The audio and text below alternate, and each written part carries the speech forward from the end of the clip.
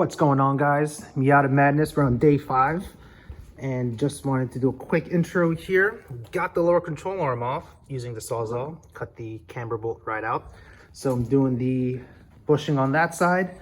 Gonna do the same thing on the other side, and in theory I should be able to put the rear back together today, wheels and everything gone, because that's pretty much all I'm doing in the back. So we'll see. But anyway, let me work on this. I'm gonna get to work. It's Friday. Let's hope we can end off on a good note. I was able to get both the lower control arms out of the car thanks to the trusty saw laying on the ground there. This is the passenger side. The driver's side's on the other side. I need to prep that one for the new bushings. But just want to show you the setup real quick. 2-jaw puller on the outside metal portion. I just cut out little slits out of the rubber so the jaw puller can hold on to the metal and not bind the bushing. And then I just crank on it with a long wrench.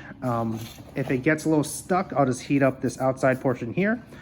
Don't melt the bushing, don't set anything on fire, and just continue to crank, and they come out just fine. I think I have the bushing here. Yeah, see?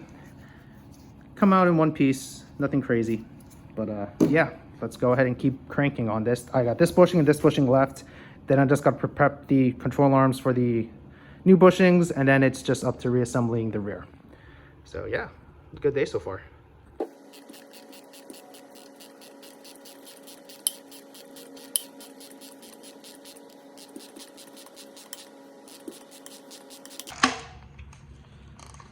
Popped. Sometimes if you can't get it out the rest of the way, you just hit it with an impact socket. Yeah, and hit it with the impact socket with the hammer, and she'll come right out.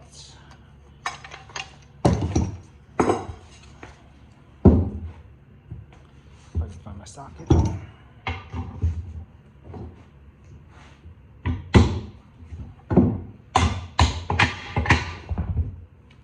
There you go. My bushing pressing has come to a somewhat of a detour because of the rust that this has. So this one I've been working on, and see how it's almost perfect circle. This is basically what it looked like before. Almost looks like it's like become like has flat edges to it. But yeah, it takes a lot of grinding and sanding down to get to this point. I'm still not able to push the bushing through, but currently that is the state of things. But once I get this one basically as perfectly round as possible, I should be able to get this bushing in, put this control arm on, then I have to do the same thing to this one. Luckily, yeah, it looks like this side is a little bad too, but not as, this one can get grinded down fairly quickly. This one, for some reason, this side is the worst. I don't know why, but yeah, that's what's going on here. But yeah, keep that in mind if you ever do bushings on these cars. Today has been pretty good so far.